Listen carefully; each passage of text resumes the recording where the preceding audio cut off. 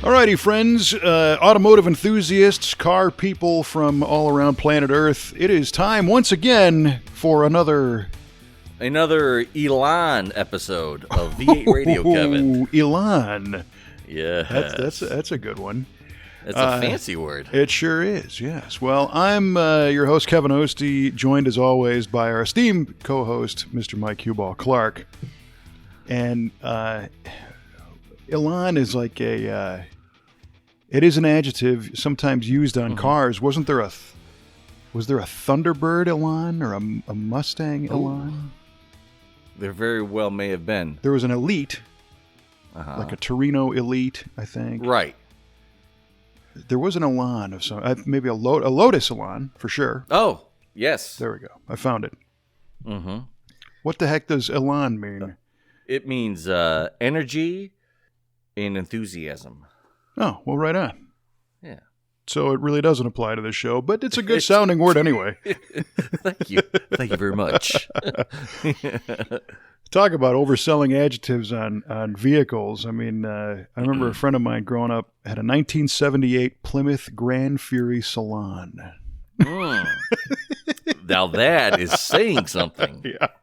Grand Fury Salon. Yeah, so this is a four-door POS, basically Roscoe P. Coltrane's cop car, but not a cop car version. It was burgundy with a vinyl top and cloth interior, but it was the salon version, so it was comfortable being parked in international events alongside Ferraris. Oh yeah, that's priceless. Yeah. You know what else is priceless is that we offer a little sporting competition on this show in the form of an automotive trivia question. I don't know if I would call it a competition. I wouldn't call it priceless either, but I just did. So each episode, we tantalize and titillate our listeners, plural this time, hopefully, with a little trivia question. We throw the question out in the front half of the show and then wrap up the big finale at the end with much elan. Oh, it's worth it, too. And reveal the answers. And it's been so long, we do need to have a quick apology before we get into the trivia question. We so far have been pretty consistent on putting out a new episode every 2 weeks, but yeah, thereabout. Some stuff happened in life in general, and I got sick, and some weekend stuff occurred, and we couldn't really put it together, so we're about a week behind on this. So for our loyal listeners, we appreciate you hanging in there with us, and appreciate all of the texts and phone calls and stuff saying, "Where's the next episode, knucklehead? I got to start listening to old ones again." Yeah, right. I'm going to have to listen to Click and Clack. Oh, God forbid. Yeah, jeez. It's time much better spent. So, anyway, on to the trivia question. Have you prepared one today, Mr. Cubo? Well, I certainly have had enough time to prepare one, and yes, sir, I have. And it's been waiting. So here we go. All right, Kevin, we recently saw the actual Bullitt Mustang sell at Mecum for an astounding $3.4 million. And that's what a lot of people were talking about for quite a long time after that happened. But what they're not talking so much about is what the opening bid was for that car. So I ask you, Kevin, what was the opening bid for that car and why? That is a great question, and it's I knew the answer to this. I know you knew it. Yeah. You'd have gotten it, like, if we would have recorded right after that, you'd have nailed it. Yes, but my head is like a sieve, and things tend to vacate in and out. Okay, so the story behind it was that the car had only been sold twice, from what I understand. The original purchaser, which was then used in the film, and then it got sold once again before being brought to the auction the other day, which is clearly not the other day now. But and the story that the seller told was that the opening bid, I think, was going to be $3,200, and I think he said that the reason why it was I might be wrong on my number, but the story was that it originally sold for $3,200, and then it sold the second time for $3,200. So they were going to open the bidding at $3,200 again for this time. And I think if it's a two-parter, I think I got the story part right, but I might be wrong on the number. Well, we'll find out at the end of the show, Kev. I guess we will. I had not actually thought about that since the auction because I watched it stream live. It was the most serendipitous timing I ever had. I was in my office at the shop, and I've got a screen on the wall, and I knew that auction was going to go down on that day.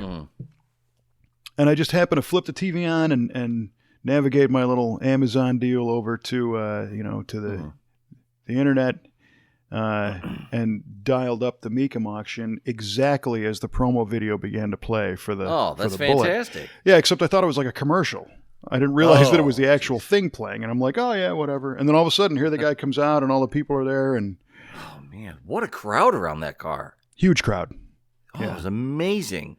I was sitting at my desk. I had YouTube dialed up on my phone, and I'm watching it go and praying I don't get a phone call. I'm like, please, God, don't let the phone ring. I really want to see this. Right. And luckily, I got through the whole thing. Yeah. So it was quite a spectacle.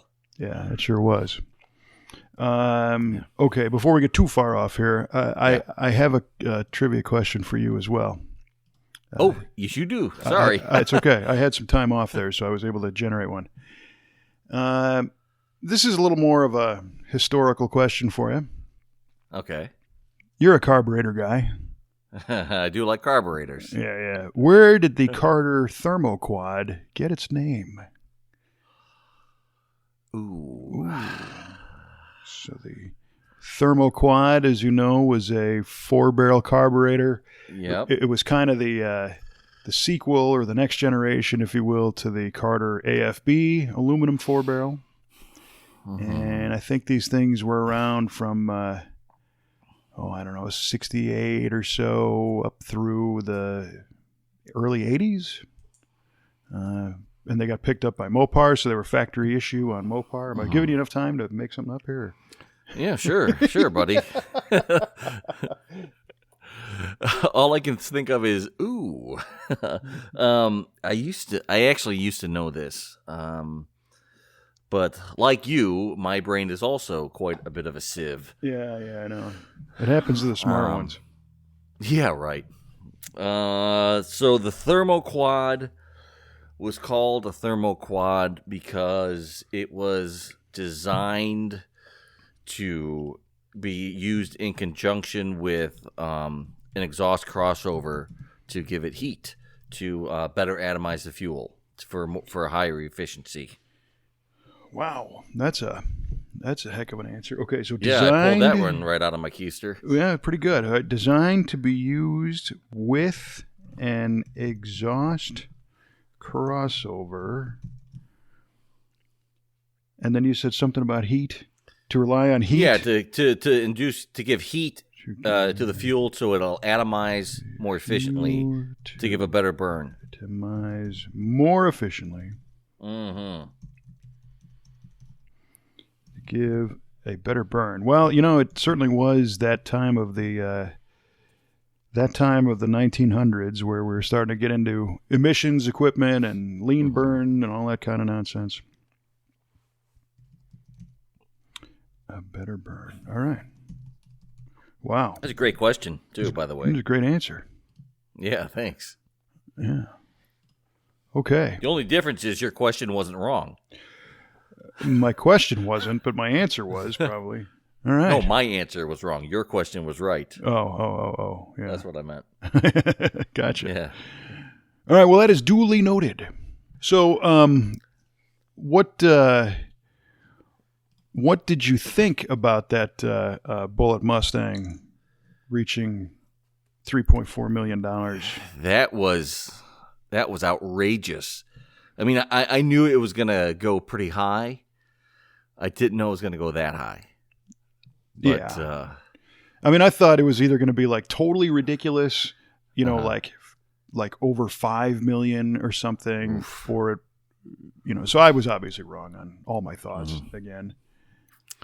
But still, I mean, there was people were there to buy that car. They wanted that piece of history. Just like McQueen did. He wanted to buy, the story was Steve McQueen wanted to buy that car back, and the family who owned it wouldn't sell. Yep. And we talked about this before, and I think on the last show. Yeah. About that. But that was man. Whew, that was something. Prime entertainment right there, for sure. Yeah. It really was. It really was. And as far as movie cars go, I mean, that obviously is a great one.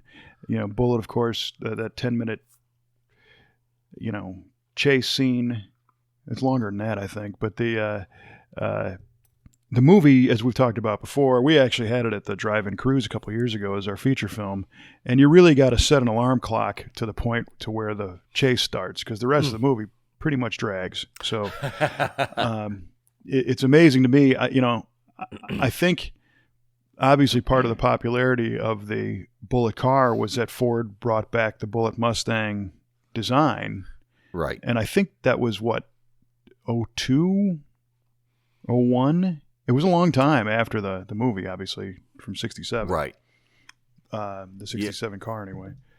Yeah, I don't remember the year, unfortunately. Yeah, I remember when I was working at Hot Rod, down the hall was our friends at Carcraft magazine, and one of the guys was Miles Cook, and he was a Carcraft editor at the time, maybe transitioning to Mustang and Fords, and ended up with a Bullitt Mustang and ended up buying one.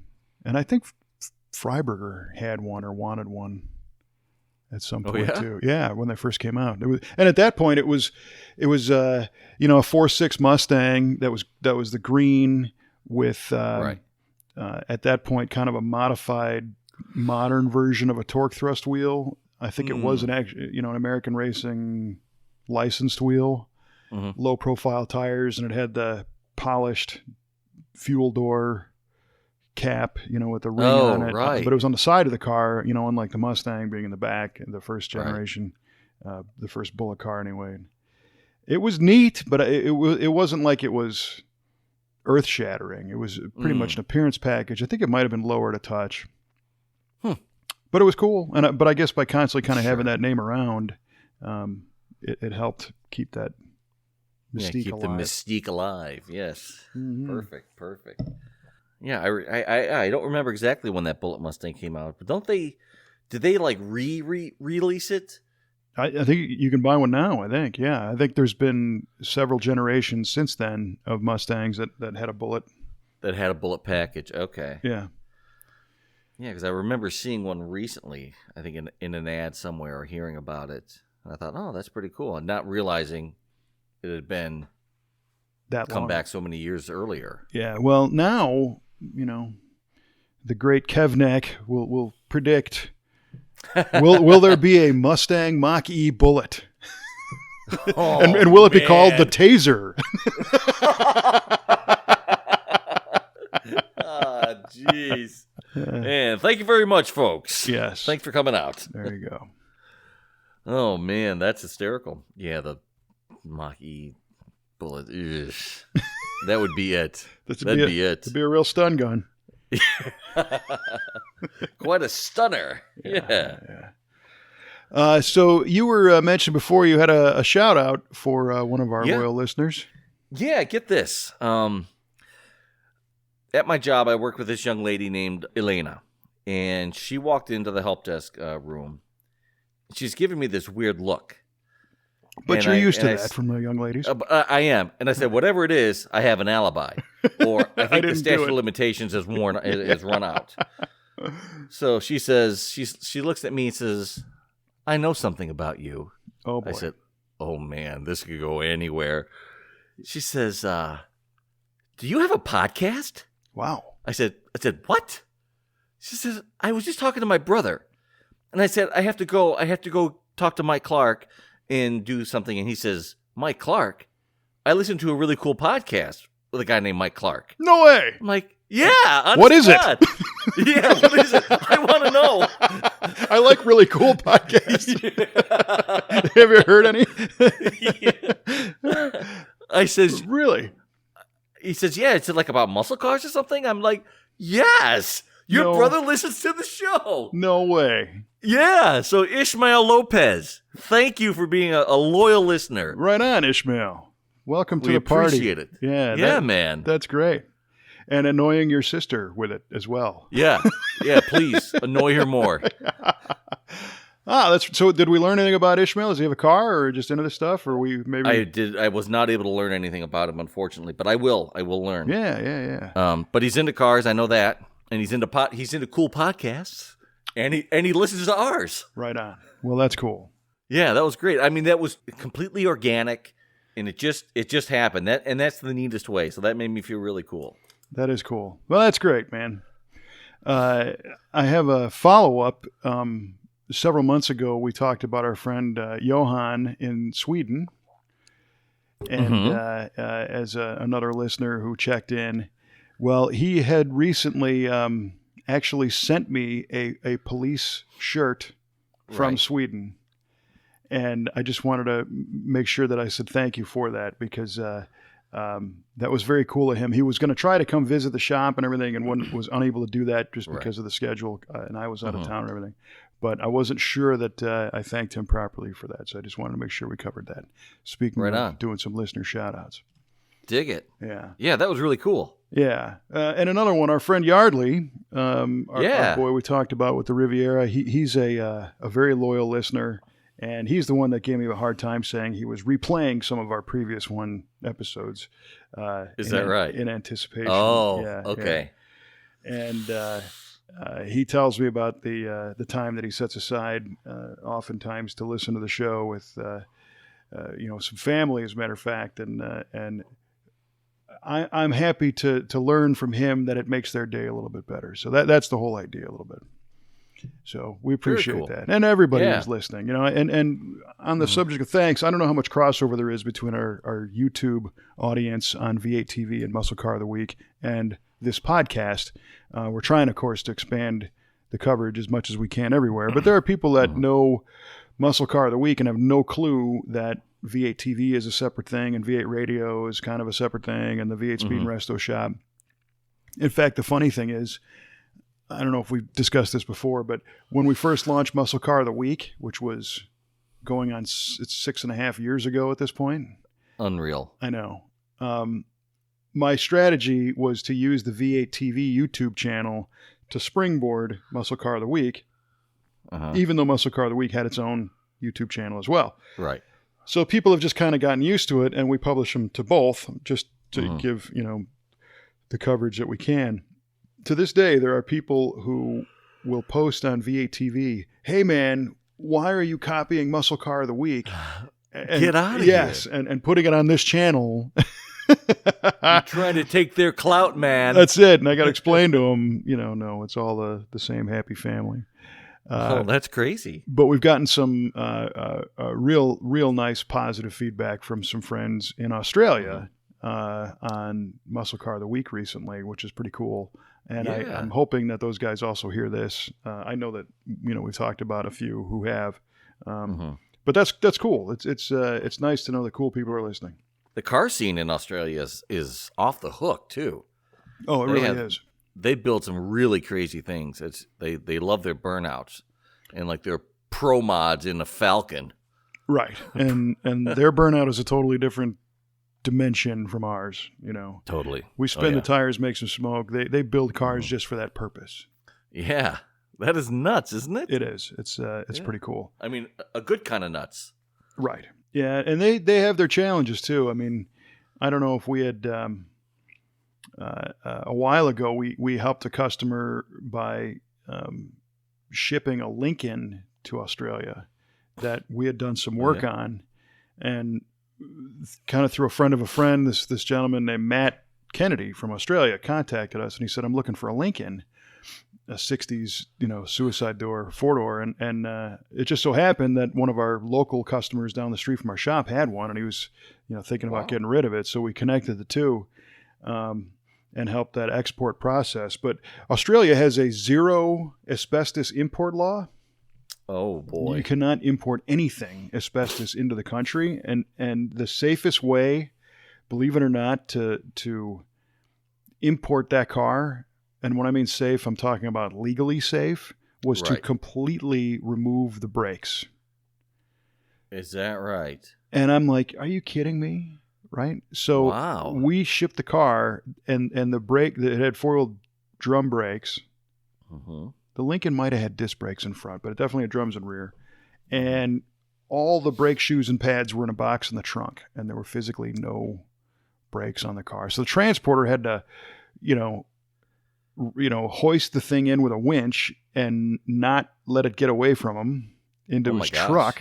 And then it had to get pushed into a container without anybody getting away from it. And then it went across the ocean strapped down, and then it got unloaded. And there was big signs all over it. No brakes, no brakes. I mean, literally no brakes. Right. And what we learned is that law is so stringent that there's a huge fine if you get caught bringing asbestos into the country. And there's sometimes you'll get lucky and you'll have kind of a casual inspection where you can tell them that there's nothing on it. And then they might pull a wheel and look at brakes and stuff. Or there's your car got flagged and it's going to they're going to go into the interior and they're going to look underneath the carpet and they're going to test plastic panels and really run you through the ringer. And you have to pay for that inspection. They will send you the bill for it when they're done. Oh my goodness. So this guy's like, you know what? Just rip the brakes off so that they go, oh, okay, we got it. There's nothing on this car. Okay. And that's what happened. And he was able to put it back together and drove it and is having a great time with it down there. So you can remove the brake shoes and pads, have them in a box in the trunk, and that's okay. Well, I think from what I understand, they got shipped separately, and that was somehow okay. Okay. And it's funny because, as I'm saying, there's a zero import law that's technically importing the shoes in. So I don't know if he bought a set there and put them on. Yeah. Maybe, I wonder what their brake pad and shoe compounds are made of.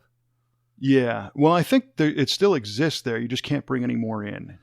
Oh, okay. So there's some kind of stuff. This has been a couple years ago, so I'm not really... Right. My mind's like a sieve, Like a sieve. Yes.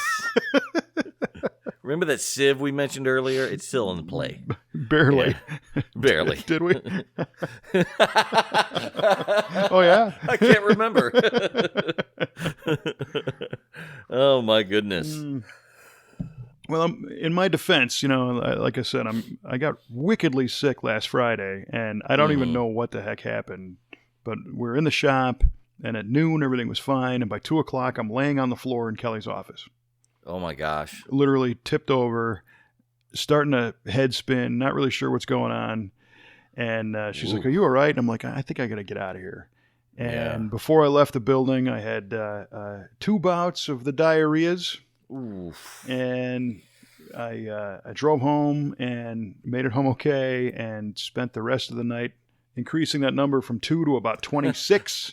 God dang it. And then I had bouts of the vomituses as well, 6 or 7 of those. And luckily, that was Friday afternoon. By Sunday evening, I was feeling okay again, of course. The weekend was completely smoked. Sure. And now we're a couple of days past that, and I'm finally getting nutrients back in me to where I can kind of think, but the memory isn't super sharp yet. So that's my excuse. All right. We'll give you a pass this time. Thank you. Time. Yeah, I know. You bet. But hopefully, we're in February already, and spring is just around the corner. So I hope you remember to kind of dust off your cars and do any kind of mods you want to do for springtime to get ready for the summer cruise season. Because you got a couple things to do there on your Ford as well as your Buick. Yeah, and we just finished up a project at the shop too that kind of falls right into this. It's funny, in anticipation, time seems to crawl, but then all of a sudden time flies, and like you said, we were just past Groundhog Day already. We just sent home a perfect example of, or we are sending home in a couple days anyway, a perfect example of what I'm going to say is that winter project timing. So this is a 67 Camaro. It's a red SS badged convertible, and I didn't go through the process to verify if it was a true SS car, but it really looks and feels like one. And our customer sent it to us in the beginning of November, middle of November, in order to do some upgrades to it over the winter. And we ended up doing a Holley Sniper EFI system on it. We did a big inspection on the car. Everything that comes in, we do kind of a visual inspection, and then we report back and say, hey, these are some things we found if you want us to, address any of them. And there was a couple of doodad things that we took care of on this car. Ended up, I think, putting a different intake manifold on it, and then switched it to a Tremec TKO 500 5-speed. Ooh. Yeah, from an automatic. Oh, wow. And then we happened to have a multi-leaf, so a 1968 Camaro 10-bolt rear end at the shop that was a takeoff from a different project a while ago, a car we put a Ford or a Curry 9-inch with a Detroit Speed set up in the back. So this rear end had been kind of hanging around, and this customer, his name is Dave. Dave was the right guy at the right time because we needed to move this thing, and basically gave it to him for, far less than street value, knowing that it might need a repair to it or something, but we're, just trying to be fair about it. So he ended up buying that, and we gave the rear axle housing a tune-up, and it's got a 373 gear with a True Track limited slip in it. And that fuel injection, the 5-speed, and the 373 completely changed that car. I believe that all day long. Yeah. I think it's a 1970 vintage 350 in the car.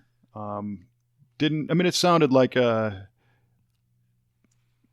stout passenger car engine. It didn't have a giant cam in it and, all kinds of performance parts. But I'll tell you what, it is so snappy now. The throttle's wonderful. It starts beautifully. And then, to be able to row the gears with the hydraulic clutch, we use that whole modern driveline setup again. And we had a couple of, I don't want to say hiccups, but little challenges towards the end.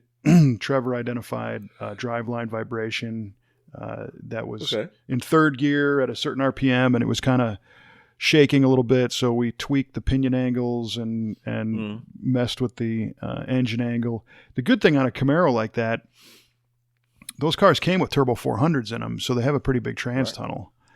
So we didn't have to modify the tunnel on that car. Great. And the reason generally why you do modify the tunnel is to be able to pick the transmission up high enough to get the right driveline angle. Okay. So that you don't have shakes and shudders and vibrations. And in this case, we were kind of pretty close to the edge. Oh, really? Yeah. So we employed some shims in the rear end to pitch the pinion a little bit, and again tightened up the engine. We went through the process of loosening up the engine, the transmission, and kind of massaging everything centered the way we wanted it, and retorqued everything, and got rid of it. The vibration's gone, and the car just drives super, super nice. Man, it's got to make you feel so great when you have everything dialed in just right. It makes the car such a joy to drive. Yes. And that one in particular, because we shared a picture of it on Facebook the other day. It's red with the white. And it's such a great looking car. It deserves to be a happy drive. It's not just, that it looks cool. It would be, frankly, when it showed up, it ran okay, but it was, a little bit of a disappointment that it had this doggy automatic, and I think it had a high 2 series gear in it. So it really didn't go anywhere. Nowhere quick. No. I only drove the thing around the block to get it into the shop, but you could kind of tell right away. It's like, oh, yeah, I see what this is all about. Now I get it. But I love those because it was such a dramatic transformation. That when Dave gets this car home in a few days, he's certainly going to know what happened. Good, man. And his timing's great because it should get home right as the weather's starting to warm up. He's in the Indianapolis area, so his car will be ready to rock for spring and done. And that, we tell people all the time, late fall is a great time to start whatever that project is and let it take its course over the winter. Leave plenty of time for those unforeseen things, right? And then you're not waiting for it in the spring. So, yeah, man, that's great advice to kind of get a jump on this, because the last thing you want to do is holy cow, it's summer and my car's not done. Mm-hmm. Kind of like what I've been going through the last 5 years. Yeah, Almost. yeah. Well, I mean, but now I have a plan. I mean, when you said, summer's around the corner. I mean, I have 4 months until my self-imposed goal is supposed to be met. I have 4 months till the power tour. So I've gotten a little done. Randy and I haven't been able to hook up together as much as we wanted. He's been really super busy with work, and he was off all week on vacation. He was down in Florida, which is great for him, bad for me. But we're trying to get another plan together to, we have to get the cam dialed in, get it degreed, measure for push rods, just a lot of little things that have to happen. But there's no reason why it can't be done. That at this point, well, no that's reason good. why it can't be done. Yeah. Right on. Those are definitely bold words right there. Well, it's a realistic goal, so I feel good about it. I mean, if the parts were all there and you guys had some time, it's something you could probably have done by the end of the week. But it's just correct. It's just a matter of life and all the rest of it. Mm-hmm. Which I totally get. But I like knowing that it's doable, rather than. The last couple of years, I'd be like, boy, I sure would like to go on the power tour, and then nothing happens. Nothing. Yeah. So. Yeah. But things are happening now. Yeah, that's outstanding. I can't really say the same on my own on my own personal projects. Well, you spent the last week on the can, so no you have doubt. an excuse. Yeah. Well, the Galaxy, I told you my plan for that was to do the 5-speed swap again with a Tremec, and Kelly's beaten me up to do it, and the car has been messed up since August with the transmission, and part of me is like, if I just had that overdrive automatic rebuild, it'd be done by Friday. But it's like, but it wouldn't be what you want. It wouldn't be what I want, and so I don't need it to turn into a giant project. So I guess I need to shift or get off the pot.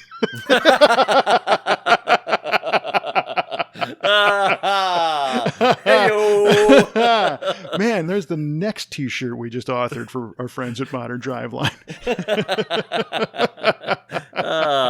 Gee whiz. That's beautiful. The first one was way more fun. Way more fun. Good Lord. You got to do their marketing. Yeah. Well, I talked to Bruce Kuchar, the owner over there, the other day, and we kicked it around. They got some really neat stuff coming out.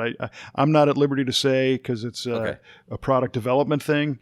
Sure. But their overall mission is to make these conversions easier, and there are transmission evolutions happening that most people aren't aware of, because we talk about the big numbers, the TKO, the T56, but there's other things out there that are viable that are pretty interesting. So hopefully in a few months, we'll be able to make some cool announcements about what they've got going on. All right. Because it's neat stuff, which is... Stay tuned, folks. That's right. And it's so great to hear that, companies are doing R&D time and development time to come up with better, cooler ways. In fact, we got a phone call from a guy the other day who has a Celine Mustang, like a 97. And he, believe it or not, is restoring this car, right? Really? So the 1997 car. Well, it's 23 years old now, Yeah. That went by fast. Yeah. Wow. Yeah, and it needs like the lower front valance got scratched up and, just a few paint and body work kind of things. But talking with Bruce at Modern, they won a SEMA award this past year for a hydraulic clutch replacement for that SN95 style Mustang, because those used to have the cable clutch and a thing called a clutch quadrant, which was this kind of bell crank thing that was supposed to self-adjust. And what happened with those, you'd run that cable clutch and eventually you'd step on the clutch, and the pedal would start to get closer and closer to the floor. So you'd put your foot behind it, and if you picked up the clutch pedal, it was supposed to, on the adjustable ones, would adjust and take up the slack, and that never worked because the cable stretched. Sure. Well, because that mod motor, like the 4.6 Ford V8, is so wide, they didn't have a whole lot of room to put a hydraulic clutch cylinder in those cars. And his team came up with a bracket and a system to do that. So now you can have a modern feeling clutch in a car that should have had one, because that cable clutch design dates back to the 70s when the Fox Mustang first came out, and it kind of sucked. So another neat innovation, and it was a lot of fun because I've known Bruce for a long, long time, and at the SEMA show in Vegas, I got to present him with the award because I was hosting the New Products Breakfast. So it was neat to have a friend up there to, pass the award to. So that was pretty cool. That is cool, man. Nice. Yeah. That's got to be. Yeah, that's got to. Oh man, that makes me feel good. I like hearing stuff like that. Yeah, it was cool, and he didn't tell like a lot of his team. He just told them we're going to this breakfast tomorrow, and what was really neat is his dad was with him. Oh, even better. And he didn't know either. And oh, sweet. They're like, we got to get up early on Tuesday morning and go to this breakfast, the New Products Breakfast. He's like, yeah, we're going. Yeah, Dad, you got to go there. And look what happened. So how about that? Yeah, really cool. Nice, man. Yeah, very cool. So for me, the fun part is being able to work with friends like that and build cars and people in the industry that are not just a voice on the other end of the phone that you're buying parts from, Right. So he's, ready to be, tech support for the Galaxy project when we get there. They make a hydraulic clutch and they make the the conversion kit for that thing. And, kind of to your phrase, there's really nothing holding me back at this point except just getting it done. Except you, babe. Just doing The only thing holding you back is you. Mm-hmm. Now, that Galaxy, that's got a 351, yes, is that right? Right. And but with a Ford EFI on it, correct? Right. Yeah. So it's not the original motor. That was a 390 S code, I think, or a Q code, 330 horse with a 4-barrel, and that went south many moons ago, and we replaced it with the Windsor. Oh, cool. And the Ford. It's a Ford design EFI, but it's all aftermarket parts. So it's an Edelbrock upper and lower, and Ford racing cylinder heads, and a Pro-M mass air meter. But it runs a Ford ECM on a modified harness. But it's an EEC4 ECM, which was the EEC electronic engine control? I think it was electronic engine control, EEC4, which was done by 96, I think, 95. Oh, is that right? It's old. Yeah, it's like an 8-bit MS-DOS, it's... Yeah, right. It doesn't do much but run the car. And is it sequential fuel injection, or is it like a batch fire? It is sequential. Is it? Cool. It was pretty advanced for what it was, mm-hmm. And you can draw your timing curve and stuff. Well, I have a piece of software that piggybacks the original ECM, so I can tune it with a laptop. That was a big thing. Oh, nice. And you basically installed a flash RAM on the ECM, and then you write to the pram, and then it runs that way. And that was, hacker technology. I mean, the car was like cutting edge when not quite cutting edge. It was still kind of on the edge when we did the conversion in 99. All right. So that thing's been fuel injected for 20 years. Gee whiz. Yeah, man. And now you look at it under the hood, and it's like a period retro 20-year ago thing. Yeah, it's cool though. I like it. It is. It's pretty cool. And again, it was a pretty good way to achieve what we were trying to achieve, because there was nothing at that point. There was I think the Holley Commander 950 maybe. Or the Projection. Remember the Holley Projection? I do remember the Holley Projection, yeah. And I think there was a Felpro EFI at that point, and there was like a Motec for like racers, but there wasn't many options. And the trick was to adapt a factory thing because of the reliability, but then you couldn't talk to it. Right. So okay, yeah. Yeah, I remember back in the days when I had my Volkswagen, my Corrado. If you wanted to tune it, you would have to crack the ECM open, pull the chip out, send it to the tuner. He tunes it, sends it back to you. You put it in. right. And you were damn happy you could do that. Well, you were, and at the time we were unaware of what guesswork that really was. Right. Yeah, because, I mean, you really need it in real time. You really need to see the fuel curve Right. with the car running. You need to see the timing maps. You need to see everything. So Yeah, and back in the day, you had companies like Jet Chips, and Hypertech, and there's a few of them out there that were doing them for cars, and you could buy, for your Monte Carlo SS or your Mustang, you could buy the chip. You could chip it. You're gonna chip that thing, man. I'm gonna chip it. And you get the chip, and nobody really knew what the heck it did. You just knew it was $254, and yeah, right. and you tore that sticker on the ECM that said warranty as void. Whoops. Yeah, and they were kind of doing a mathematical tune-up on the air-fuel ratio, maybe based on some data log numbers on modified cars. Right. And the better ones would be like, hey, what kind of air intake do you have? What kind of exhaust? And we'll just kind of make it match. And you still do that on certain cars, like some of the LT1, the second gen LT1s, like the 95 Impala SSs and things like that. We've had those in the shop. In fact, Trevor had his police car for a while, Shamu. I don't know if you remember that one. No, I don't remember Shamu. Yeah, Trevor had a police car, Impala Caprice, I guess. Yeah. And he built an LT1 for that. And it was the OptiSpark distributor reverse flow cooling LT1 with the home bay or the home plate air cleaner on it, the big triangular air cleaner. Oh, right. Yeah. Looked like home base. That's awesome. And Trevor's got good taste. Yeah, and it had kind of a black tribal flame fade on it, so it wasn't a full black. Take that back. It was a full black and white police car, but he extended the front black into the doors with this kind of tribal flame thing.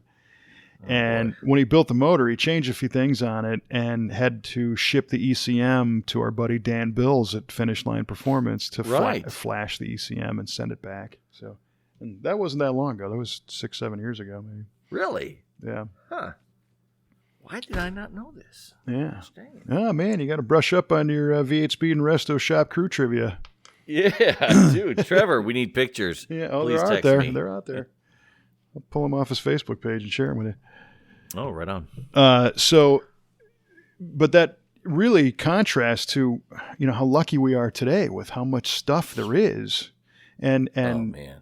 Like the Holley systems and the Fast EFIs and the Phytex and Edelbrock and all these companies that are doing these fuel injection systems, that's what I wanted originally. I didn't want to have that 92 Mustang looking air intake system on this 62 Ford. I wanted it to hide underneath a stock looking air filter. Oh, right. With a 4-barrel intake on it so that you couldn't really tell what was going on.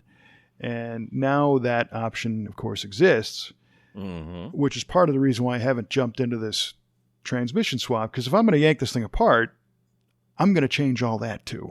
Oh, and if I change all that, now we're getting into a bigger project. And we've talked about my psychosis with this, before. Yeah, we know how you're psycho. Yeah, I'm nuts. I know I'm down with that. I get it. It's okay. It's all good. But at least I've learned, to have one alive at a time. I'm lucky enough to have two enthusiast cars, so I can keep the Buick alive while I mess with the Galaxy. And well, you had to have that transmission rebuilt on the Buick as well at one point. Yeah, right. Well, you got a pretty fresh Turbo 400 in it. Yep. And I had talked about taking that overdrive from the Galaxy and adapting it to the Buick. Right. And I started the research on that project. I haven't gotten much further than that. But yeah, it'll be like a big kidney transplant, where parts are falling off one onto the other one. And oh, boy. Yeah. Oh, that'll be great. I really hope you get that all figured out soon. I'd like to see both of those come back alive again. Well, the Buick I drove over the weekend, so it's happy. Right on. It's doing well. The Demon carburetor I threw on there, in 3 years I adjusted the idle screws after a year and a half. And then I adjusted the rate at which the secondaries open. There's a little spring on there with a screw. That's it, man. I mean, I didn't set time. I didn't do anything. That thing runs wonderfully. So very impressed with that carburetor. All right. That carburetor have an electric choke? It does. Yeah. Does it? So my biggest gripe with that car is I was occasionally delinquent with keeping it plugged into the battery tender over the cold months. And if it sat for like 3 weeks, the battery would go dead. Really? Yeah, and there's nothing to have a draw in this car. I mean, the radio. Got 7 circuits, maybe. Well, it's got a custom auto sound, in-dash stereo with a clock function inside, but the clock isn't on all the time. There's no display or anything, so there's really nothing. I put a meter on it. It's not drawing a load anywhere. I just think some of today's, it has a crappy parts store battery in it, and okay. You know the drill especially well. You buy some of those parts because they're warranted, and you know they're going to fail. And a battery's an easy one, so I think I'm on the 4th replacement one already. Oh my gosh! In maybe 4 years, it's like an annual thing, And they're about to stop honoring my warranty on those. When I keep the battery tender deal on there, it's perfect. It starts off, and there's obviously no problem. And it's not like I drive somewhere and shut it off and it won't restart. It's just sitting. It doesn't like sitting. Just slowly. I need to step up and get an Odyssey battery for that one and never have this problem again. Amen. There you go. There is an answer. Mm-hmm. Yeah. Do it. Do it. Other than that, though, that car's fine. Yeah. So what else is going on in the shop these days? All kinds of stuff, man. We had chatted before about some of those videos we put out. So we got a bunch of Trans Ams because people are watching those videos and contacting us. Do my car. So great voiceover on some of those videos. Oh yeah, wonderful. Phenomenal voiceover. Well, that was the clincher right there. Yeah. Holy cow. That kept me coming back. Yeah. Absolutely. So that's really cool. We had an interesting one show up. We got a 66 Ford Fairlane that just arrived, 289 car from Arizona. And it's a great story. The guy calls up. His name is Ray, and he says, hey, I'm selling my house. My car will be there like on Friday, and we'll go. And it's like, wow, okay. And we hang up the phone, and it's like, who's this guy? I mean, none of us had a recollection of ever speaking with him before. And really? It turned out that there was an email correspondence, but it got kind of lost in the shuffle, and we didn't. Oh, yeah. We try to be very diligent about having customer files so we know who we're talking to and their car, and we try to learn as much as we can about our customers because most of them become friends of ours and everything else. But our boy Ray was just drawing a blank. So his car shows up. Here it is, and it's a neat car. It's not rusty. It's blue. We did an episode of Muscle Car of the Week with a 427 Fairlane that was light blue, and we did a special episode on measuring paint thickness. Do you remember that one? Yeah. Where we showed the gauge and all that stuff. Yeah. If you remember that car, this looks just like that one, except it's a 289, and the outside has been painted darker blue, but the jams and everything are that color, are the light blue. Oh, okay. So that was the original color. Right on. And one of the things we do, again, when we bring a car in, is we do a visual inspection on it, and the light bulb finally came on. It's like, oh, right, I remember this project now. We're going to do some suspension work. We're going to do a little under hood stuff and whatnot.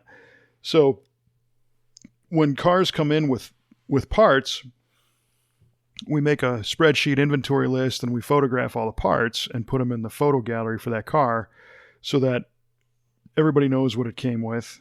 And there's no confusion down the line, I told you this car came with headers, and we say we don't have the headers, or, that kind of stuff. We avoid all that by doing our inventory process. So Joe, our sales associate, who we've hired recently, has been the main point of contact with Ray. And Joe calls Ray and says, "Hey, Ray, I got good news. We got your photo gallery up. Take a look. You can see the pictures and everything." And Ray calls back a couple days later, and he's like, "Where's the intake? It's on the car." "No, I've got like a $5,000 intake with 4 2 barrels and." Oh my gosh! It's a stack injection kind of thing, and I didn't see it in the pictures. And it was in a big box on the passenger seat. And where is it? And I'm like, oh, wow. Oh, no. Oh, so I'm looking through the pictures. I don't see it, right? So I text Joe, and it's like way after hours on the weekend. And I said, Ray called, and he's kind of curious about an intake. And Joe's like, oh, my gosh. And it turns out we had it the whole time. The pictures didn't good. Joe emailed him, Saturday night. The minute he had heard this and put him at ease, "No, we got it. And Monday I'll get you the picture and everything's fine." And it was all good. But man, that'll dial up the pucker factor to off the charts. Holy cow! Ooh, man. Yeah, great way to start the relationship. Yeah, you lost our most expensive part. But no, we have a system, and the system generally worked, almost perfectly, except for one picture didn't kind of get in there. So. Yeah, but that's gonna be a neat car. Doing some suspension upgrades, Caltrac bars on the leaf spring suspension in the rear. Those cars respond really well to those, and then eventually we do some motor work with that induction, and who knows. So that's pretty cool. Just a lot of cars. That 57 Thunderbird chassis swap Coyote project is it's getting pretty close to firing, I believe. Nice. They're working on the trans tunnel right now. We're talking about trans tunnel mods. That's running the Ford 6-speed automatic, and that's a huge transmission. And in a 57 T-Bird, it's in the car with you. So we had to we had to make a big trans tunnel for that. And Jay and our fabrication team have been doing that, and also building a new trunk floor because of the fuel system, the tank needed to sit higher in the chassis, and we're making a trunk floor to house all that. But that's going to be a really neat car. A 79 Firebird Formula came in for some EFI swap and interior upgrades. The red one. Yeah, sharp looking car, real super clean. Nice. 463 Pontiac with a gear vendor overdrive on the 400 already installed. So. That one came to us from Ohio, and he drives it and has had it, I think, since new. Get out of here. Or pretty close, yeah. So that's really cool. So that one's been converted to fuel injection now, and we're doing a few things. We got a 73 Firebird that came in that we finally kind of landed on the plan. And this was one of those situations where customer wanted to do a pretty big project and bought a house at the same time and uncovered some extra stuff that the house needed. So the car project gets kicked down a couple of notches, but it'll still be pretty cool, doing some Global West suspension on that and a C6 spindle up front and bigger brakes and gears and wheels and tires. We're going to put 17-inch year one Rally 2s on that one. Okay, cool. Right on. Wheels that you know and dig. Yes, I do. Know and dig them. Yeah. Yeah, those are all right. I like those year ones. Those they have the honeycombs. They have those Rally 2s, which are pretty neat. You just need to get some nice, sweet Rally 1s out of them. Yeah, I'll ask. I'll see if they got plans, because I know they do the Mopar rallies as well, and they do a bunch of different wheels that are upsized. They do the Chevy stamped steel rallies too in a billet. I believe you're right. Yeah. Yeah, or cast machined anyway. So yeah, that's cool. I'm just kind of mentalizing, what the shop looks like right now. So you remember, of course, our friend Mo with his gold GTO. Well, Mo Zerlini. I just listened to his interview the other day. I did with him at the drive-in cruise. Yeah. Gosh, that guy makes me laugh. Oh yeah, he makes me laugh. He's a funny guy. He is. He called me the other day. I don't know, a month ago. He was on his way down to Barrett Jackson. They drove, not that car, but him and his wife Karen drove across country to go to Barrett Jackson and Scottsdale. And he called me from New Mexico somewhere, and he's like, "Hey, Kev, are you going to be here?" And I didn't have plans to go to the auction, but it was good to talk to him. But anyway, his car's twin brother basically showed up, a 70 455 gold GTO, long lost twin. And we have a customer, his name is Andy, a very nice guy, and he had a 66 GTO, a blue one, 4-speed, 389, 3-deuce car. And it was, in theory, it was a pretty nice car. After he bought it, he learned that it had a history where it had gotten stolen, and there was a possible different frame under it and some numbers issues. And he actually, the guy who bought it back. Oh, really? Yeah. So he kind of closed that chapter of his life and came home with this 70 GTO. So he sent that over, and we're doing some maintenance on that one first, and then probably another fuel injection swap on that one too, because everybody loves them. But there's a good Pontiac trivia question there, because that car has a 12-bolt in it from the factory. Wait, what does? That's GTO? 70 GTO. Yeah. Come on. And it turns out that it's a late 70 GTO factory 12-bolt that is a Chevy 12-bolt, but not assembled by GM. It was assembled by a third-party Canadian outfit that we think GM owned, but not at the Pontiac plant. And certain gear ratios weren't available, I guess, in the 10 or whatnot. But it's got a 331 in it, I believe, which was a very common 12-bolt gear. And you look at the numbers on the axle tubes, and they correlate to a book that tells this story, and that's what it came with. So how about that? I was not aware of that. Yeah. That's another Trevor research project, because as we have an internal communication tool, again, that we use to track information about our customers. And Trevor, one of the maintenance items on that GTO is that the axles were pitted, and we needed to either replace them or put an axle saver bearing of some sort in there to keep that from leaking in the future and tearing up seals. And a note came across in the customer file about it being a 12-bolt. Well, actually, before the 12-bolt, I asked if they were bolt-in or C-clip axles, because I know those BOP rear ends are bolt-in axles. They don't have C-clips in them, which means it's just a different part number, obviously, to fix the axle. And Trevor's like, well, no, I'll just look up the Chevelle axle instead. And I'm like, well, that doesn't work, because the BOP axle is different from the Chevelle. Right. And he countered with, well, actually. Oh my God, I can see it now. Well, actually, Kevin, it's not. Yeah. So that was cool. It's good to learn that. So that's another project. So there's that and probably another 26 cars. So yeah, never a shortage of good times at the V8 Speed and Resto Shop. Yep, very, very fortunate. Lots of fun stuff. Very cool. Yeah, and if get back down for a visit. If things go well, we're in talks right now with 3 of them: a 55, a 56, and a 57 Chevy. All different customers, all different projects. The 55, the guy wants a full custom interior. It's a convertible. The 56 is going to be an exterior respray after the owner already did a lot of the work. And the 57 is going to be a full build on a Nomad. So we're all hoping all 3 of those kind of hit at the same time, because that'd be a lot of fun. That's a photo op you can't pass up. Totally. Yeah.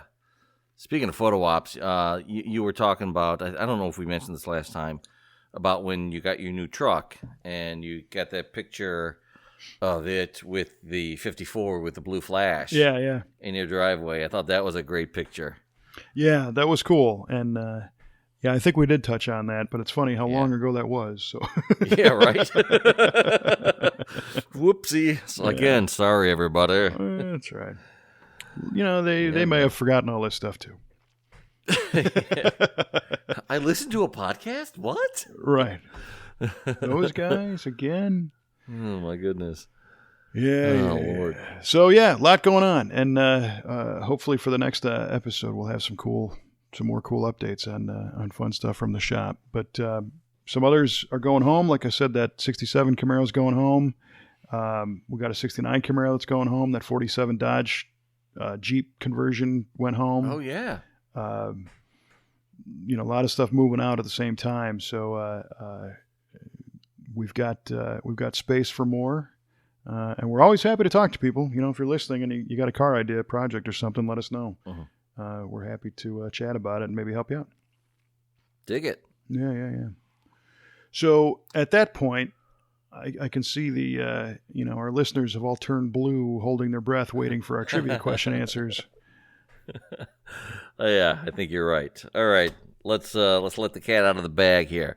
All right, Kevin, I asked you about the Bullitt Mustang that went to auction that sold for $3.4 million at the Mecum auction. And what I asked you was, what was the opening bid for that car and why? And you said it was $3,200. And the reason for that is the 2 previous times it sold for that amount. So they wanted to open up the bids with that dollar amount for the 3rd time. And you got the story part correct. Was it 36? But the opening bid was not correct. It was $3,500. 35. Yeah, man. Yeah. Well, it was close. It was close. I was close. So close. Horseshoes unlike me. And hand grenades. Yeah. All right, well, yeah, my question to you was, where did the Carter Thermoquad carburetor get its name? Mm-hmm. And you replied with, it was designed to be used with an exhaust crossover to give heat to the fuel to atomize more efficiently to give a better burn. If I transcribe that properly. Yeah, pretty much. Yeah. And that is wrong. Categorically false. Well, it was the opposite. So it was named the Thermoquad because the Thermoquad had a phenolic plastic main body that was designed to keep the fuel cooler than a metal body. And it all comes back. Yes, their estimates were that the phenolic main body kept the fuel bowls 20 degrees cooler than a metal alloy carburetor body. And that helped with starting and evaporation and detonation and that kind of stuff. So yes, they were trying to lean these things out and get them to run, get that mixture hot to a degree, but this is when fuel really started to change and unleaded gas and all that stuff. So they did everything they could. All right. Which also makes them nice and light. They're good carburetors, you set them up right, they rock and roll. So dig it, man, dig it. You were warm when you needed to be cool. They were warm. I said you were warm. Oh, when I needed to be cool, yeah. Yeah, and that's why they call them the Thermoquad to keep the temperature. I'm never cool. Yes, keep the temperature out of the carburetor. So thermo. Yes, sir. All right. Yeah. Yeah, well, that was a good one. That's all right. I'm glad we finally got back to where I'm getting questions wrong again. That's good. Oh, yeah. Well, me too. So, we both lose again. But, all right. Well, we're, again, apologize for the delayed show. Hopefully it was worth the wait. Next one's going to be dynamite, man. Oh, huge. You'll see. Be ridiculous. It's going to be over the top. I can't wait. Yeah. And it won't be another 3 weeks. We'll get it out. Yes, sir. Yeah.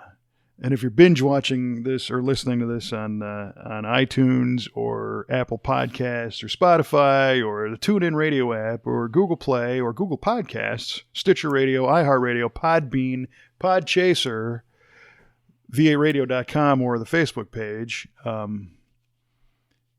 maybe no time had passed between those episodes. I forgot what I was even going to say. Maybe. But actually, I was talking to a friend of mine earlier today, and he's been trying to catch up, and he's still 3 episodes behind. So this will be like nothing ever happened for him. Right. Yeah. So what's 3 episodes behind, man?